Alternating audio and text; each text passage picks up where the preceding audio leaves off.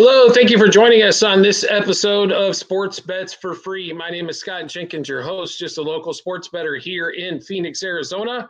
And hopefully today with our bets and your bets, it's going to be another profitable day for you. NFL Week 6, Sunday and Monday action. Let's get to it. If you're new to our show, all of our shows on YouTube brought to you by Outlier, the world's #1 sports betting app. Not only do you get great bets, great trends that are going on, where the money's coming in on the books, you can also odds shop at multiple books and place your bets to multiple books from one spot called Outlier. 7-day free trial. I think you'll love it so much. They'll give you 7 days, no charge. You can check that out in the comment section of this episode. Also, YouTube channel page, private Discord channel also available for all of you out there. Thank you for all the people that signed up over the weekend as well. Do appreciate it. You get all the bets that we're going to go through early. Bonus bets. On days we don't have shows, and there are those days, we still put out plays for the Discord. You get the unit sizes that we play. We don't give those out for the public. You're also going to get bonus bets that we don't put out, Formula One, golf, and WNBA when it comes back around as well, if they can get their act together anyway with the officials. All right, let's get started. We're going to start off with another overseas delight, 9:30 Eastern time frame. Jets, Broncos. How bad can the Jets be? Is probably the question of the day, right? They are god-freaking awful. Broncos, on the other hand, fantastic win against the Eagles last week. They're playing well. Defense is definitely probably top 5 in the league. Bo Nix is playing well enough. They're running the ball pretty well with Harvey and Dobbins as well. The Jets can't stop anybody and can't score, and they're going to struggle to score against Denver especially. Garrett Wilson and Patrick Surtain should be matched up quite a bit. That's going to take away one of their big weapons. And Denver's good at stopping the run, so don't expect Breece Hall or Braylon Allen to do anything. Let's give you all the bets we have in this game because we have a bunch. Broncos is probably one of our favorite plays of the day. Unfortunately, we can't use them for the Circus Survivor because we already used them in week 1. Broncos -0.5 first quarter, 4.5 first half. And we did get this line a little bit earlier in the week. Broncos -6.5 for the game. Dobbins anytime touchdown. Dobbins for 2+ touchdowns, a little bit more of a flyer there. Justin Fields to throw a pick. Justin Fields over 188.5 pass yards because they're going to have to throw the ball. Sutton for 5+ catches. Dobbins 69+ rush yards. Fields 37+ rush yards as well. So as you can see, a lot to do with Dobbins and a lot to do with the Broncos. All right, let's get going on to the next game. We get to the 1 o'clock Eastern time frame. Cardinals, Titans. Not Cardinals, Titans. How about Cardinals, Colts? Looks like Kyler Murray might be out. We got this line earlier in the week. We do like the Colts here quite a bit. It was at 6.5, 7. Now it's at 9.5.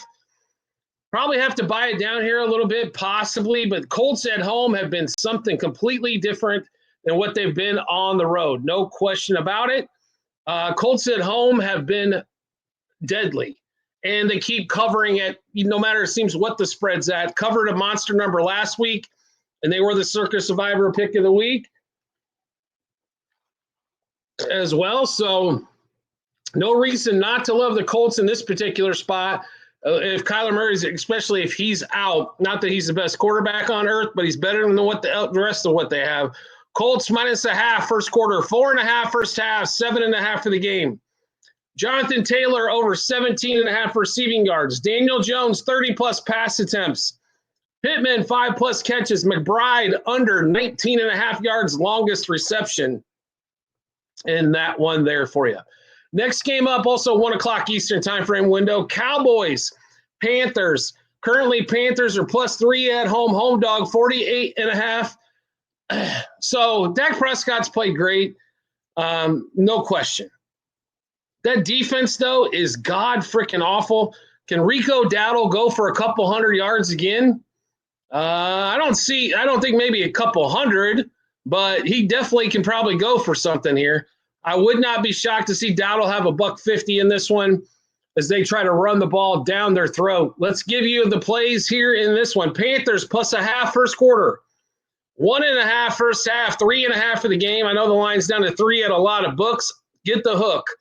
Prescott, 239+ passing yards. Prescott, 33+ pass attempts. Jake Ferguson, 45 plus receiving yards. And that's our favorite play in that game. Then we've got Jake Ferguson, anytime touchdown, still pretty good plus money. Javonte Williams, 76 plus rush yards.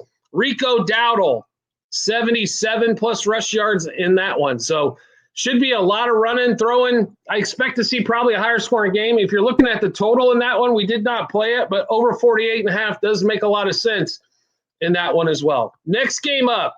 This is our Circa Survivor pick of the week. Rams at the Ravens. Rams currently favored by what? 7 at most books here. It's 7 doesn't seem like near enough in this one here, but we actually got this at 7 and a hook and loved it.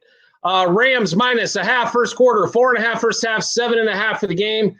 Our favorite play, one of our favorite plays on the whole board, Rams over 26.5 team total, going against that defense that can't stop anybody and definitely shouldn't stop the Rams. The Rams have cost themselves 2 games. I think they might be over that. McVay trying to be a little cute instead of just running the score up. No, we're going to try to slow down the clock. Every time they do, it bites them in the ass. Just play your offense until late in the fourth. It's not that hard. Kyren Williams, anytime touchdown. That one is getting extremely juicy. Kyren Williams, 2+ touchdowns. Dear Kyren Williams, hold on to the frickin' ball would be my suggestion of the day. Puka under 101.5 receiving yards, just because that number is so astronomical. We went under 101.5. I expect the Rams to have a big lead, and they don't need to throw it to him much in the second half. Kyren Williams, 14+ receiving yards. Stafford under 33.5 pass attempts. Going back to the fact I think the Rams get a big lead going in the second half. I don't think they're going to really have to do much offensively. They probably should run the ball, and when Kyren Williams' legs fall off, you run him some more. Next game up, 1 o'clock Eastern window again. Browns, Steelers, lines at what, 5.5? Who the hell is betting the Browns? This is what I want to know. Like, this was at 6.5, now 5.5, then 6.5. Who's betting the Browns? Dylan Gabriel has a decent week against Minnesota because they couldn't get any pressure on him at all. And that's the only way Minnesota knows how to play defense is to put the quarterback on the back or pressures. When they don't, they suck. It's just the way it is, right? When they're causing turnovers, they look great. When they're not, it's not. Pittsburgh, on the other hand, should be able to slow down that. All they have to slow down the Cleveland offense, I'll give you one great idea. Stop Judkins, because Jerry Jeudy ain't going to beat you. None of those wide receivers are going to beat you. They got a couple decent tight ends, but Gabriel's not going to throw it just to the tight ends all day. Stop Judkins. Make the rookie throw a pick or two. Let me repeat that for all Steelers defense. Stop Judkins. It's not hard. Stop Judkins. A lot of good things happen after that. Let's give you all the plays here. Steelers -0.5 first quarter. -3 first half, 5.5 for the game. Total on this game continues to come down, I'm assuming here. Yeah, let's see. It's at 37.5. It was at 38.5 a little bit earlier in the week. That's where we got it. So we like the under as well because we don't expect the Browns to score much. Steelers-Browns under 7.5 the first quarter, 19.5 first half, 38.5 for the game. Browns under 16.5 team total. Gabriel under 184.5 passing yards. Gabriel to throw a pick. Our favorite play in this game, Jerry Jeudy under 44.5 receiving yards. Judkins over 77.5 rush yards because the Steelers won't pay attention to what I just told them. Jalen Warren's back, so we're back to Gainwell under 26.5 rush yards. Warren 68 plus rushing and receiving yards combined. Next game up as we continue in that 1 o'clock Eastern time frame window. Patriots, Saints. Patriots favored by 3 and a hook, 46.5. I want to give the Saints credit. They came out and they did what they needed to do last week, and that's win against the Giants and a rookie quarterback on the road. Different story going on this week. Patriots played about as well as you could possibly play with Vrabel kind of controlling, dictating pace of the game, things of that nature. They weren't going to be extremely explosive against the Bills, especially in the second half with a lead. They were going to play pretty conservative. One great thing they did do was not turn the ball over. Stevenson didn't have his typical 1 to 2 fumbles a game. Drake May didn't throw no pick. Good stuff. We expect a lot of similar things from the Patriots. We expect them to open up the offense just a little bit more as well. And we love the Patriots in this particular spot. Patriots -0.5 first quarter. 1.5 first half, 3.5 for the game. Drake May, anytime touchdown is pretty sizable plus money. Drake May for 233 passing yards. We're praying he gets most of it in the first half. Spencer Rattler to throw a pick. Diggs for 60 plus receiving yards, as he's all of a sudden shown up. Trayvon Henderson over 15.5 rush yards. Kamara under 61.5 rushing and receiving yards. And guess what? We're back to Juwan Johnson, 16 plus yards, longest reception as that continues just to be an ATM for us this season. So let's get on to the next game, 1 o'clock Eastern time frame window. Chargers, Dolphins. Chargers and 1/5 of their offensive line are going down to Miami. Let's be honest, the Dolphins have been god-awful. Chargers have, after starting off 3-0 and everybody thought they were going to the Super Bowl, here we go. Typical Chargers figuring out how to Charger, even with Jim Harbaugh at the helm. This game here should be tight and probably pretty low scoring, I'm going to assume. I don't expect much out of the Chargers offense as they've really struggled since Amari Hampton's now on the injured list as well. So they're bringing in 2 backs you've never heard of in your life with Harrison Vidal. And then you got the Miami offense, which is pretty much sucked all season long, except for one game against the Patriots where they almost put up 30 points. They have struggled as well. No Tyreek Hill. Obviously, everybody's aware of that one. How about the home team? Getting 4.5. That's where we're at on this one. Dolphins, +0.5 first quarter.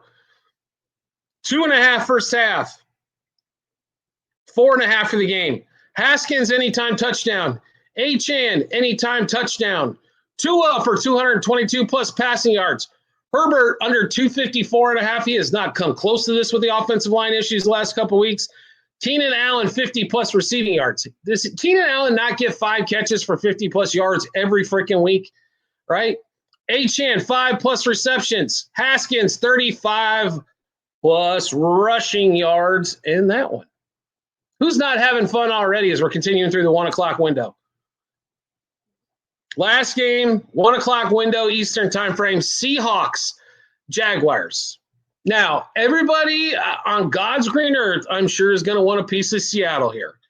I do not blame you. I was extremely disappointed in their defense last week. How many more? If Baker could have had a couple more drives, they might have hung 50. I don't know what was going on with the Seattle defense last week. They could not get any stops. Baker's looking like MVP of the league. And I'm sure reality is going to hit here at some point. And once again, the Buccaneers are involved in a game that's one score, right? So no Godwin here, no Mike Evans, no Bucky from what we heard as well. So a lot of Ibuka, Rashad White in the backfield. Expect the tight ends to get some catches here in this one. This should be interesting here. But to go back to the Seattle side, Sam Darnold plays okay, but Sam Darnold's not going to win you a game by himself. He needs help. He needs running, and he needs play action pass. And offensively, they're much better at home than on the road. That being said, the Jaguars, if they can actually go a freaking game without turning the ball over, they might win everything. They beat the Chiefs last week, impressive win. They should be 5-0 going into week 6. They're 4-1.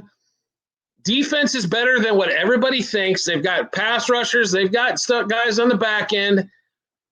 They've got some materials here. The big thing is shooting themselves in the foot. We like the Jags in this particular spot. Almost made them the Circus Survivor pick of the week. Thought this game might be a little closer, though, for that.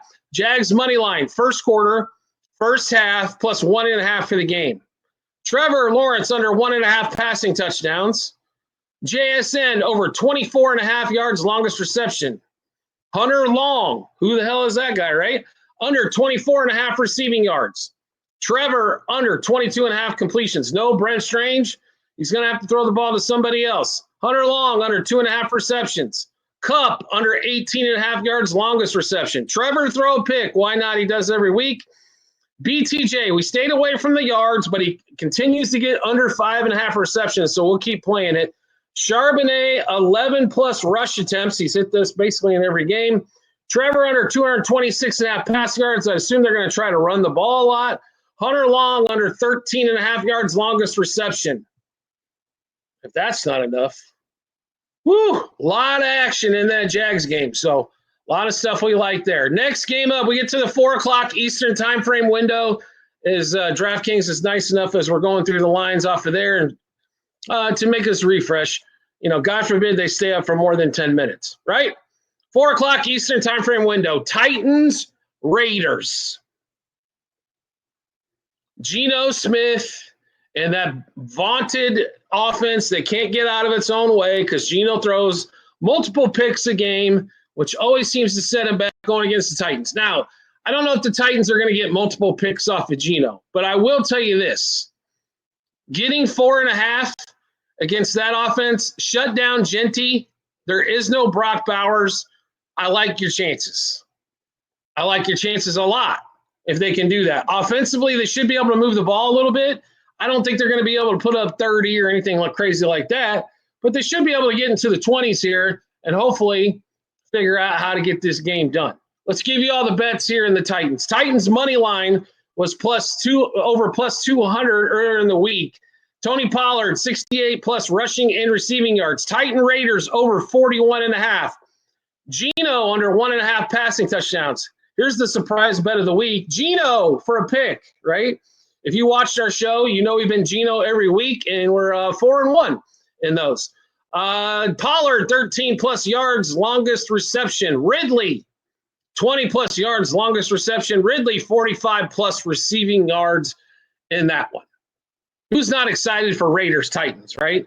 Ugh. We did not play first quarter, first half in game, just one smack. The Titans are either going to probably get blown out or win this game outright. I don't think the 4.5 is really going to come into play too much here.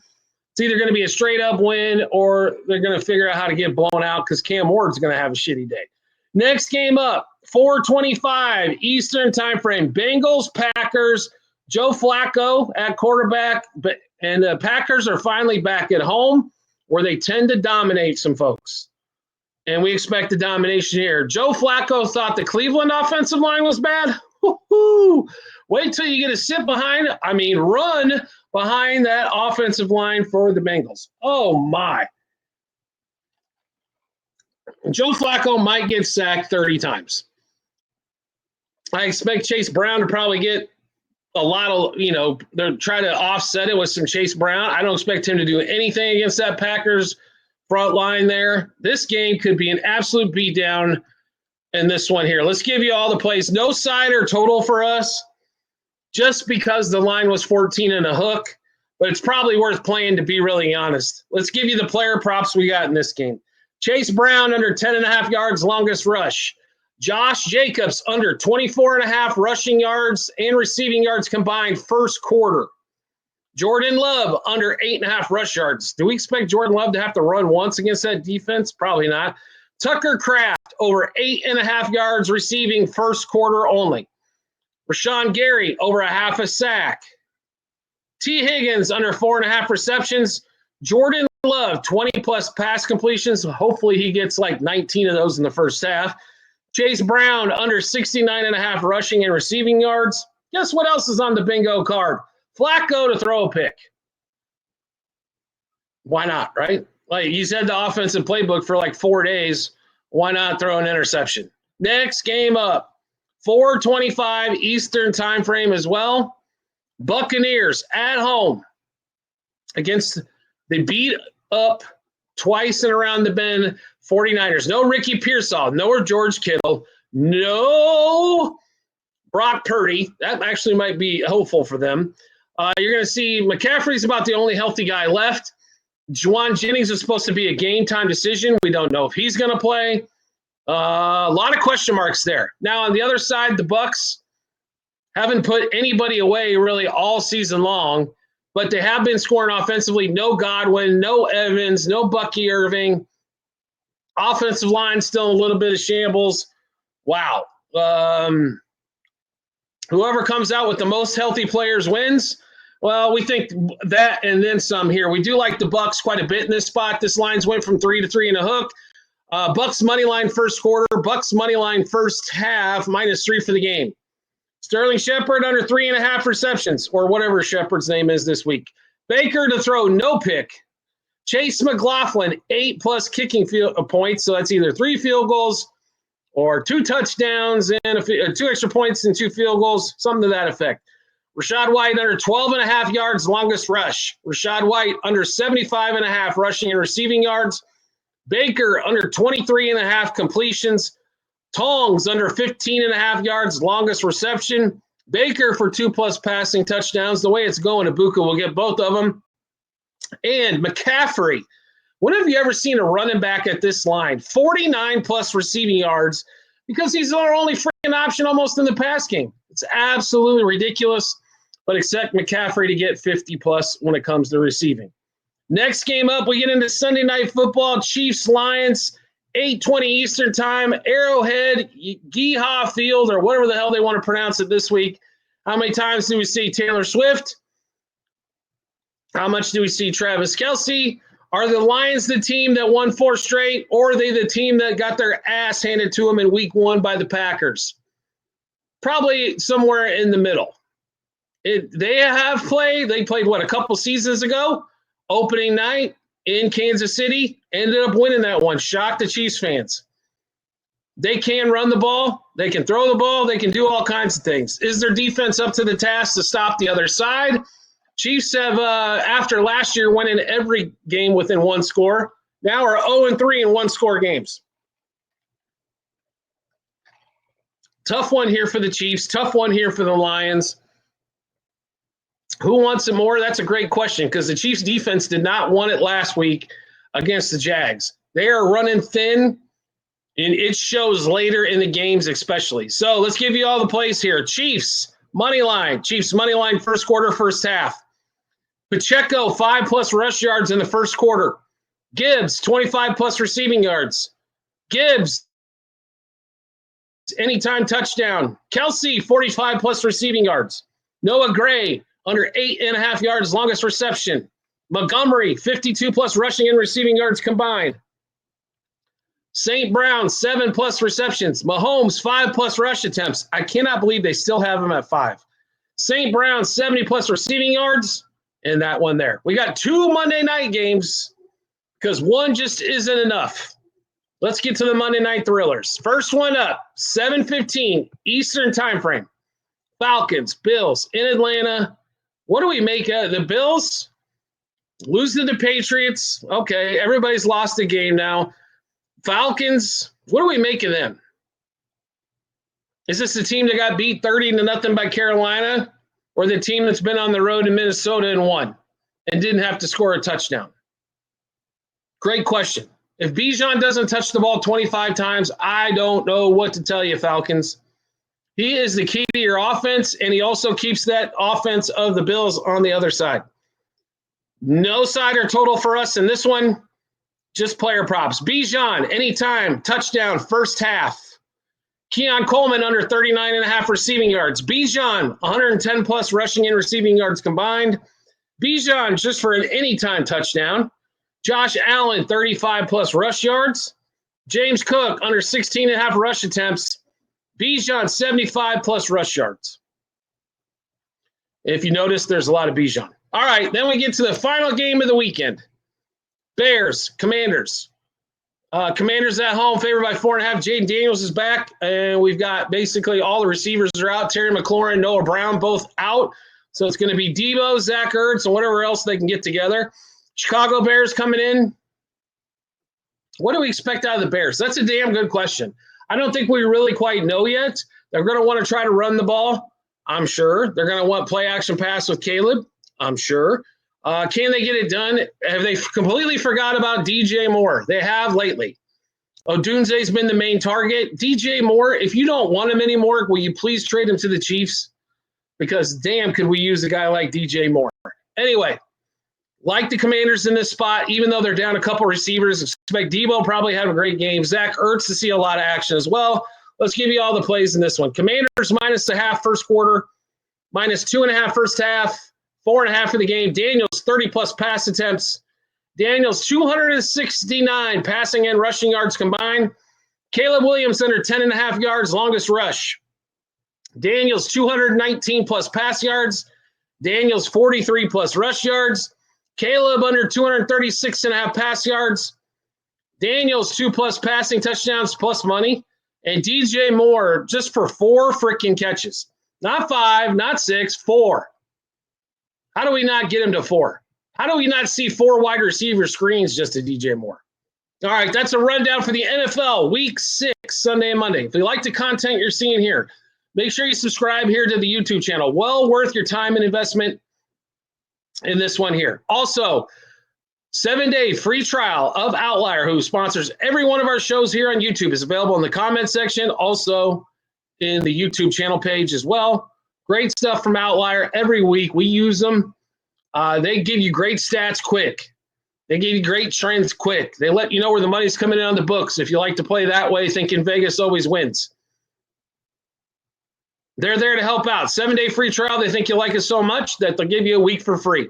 Also, private Discord channel for all of you out there. You could have had these plays, I don't know, a few days ago, or at least Friday morning, instead of getting them Saturday night late for the NFL. Get ahead of some line moves, juice moves, all that kind of fun stuff. You know, also be with a couple hundred members that love the same thing you do. It's called sports wagering. All you got to do, join the Discord. You can find it in the comment section or the YouTube channel page, both spots. We do appreciate everybody's support as always, and we look forward to seeing you on our next episode.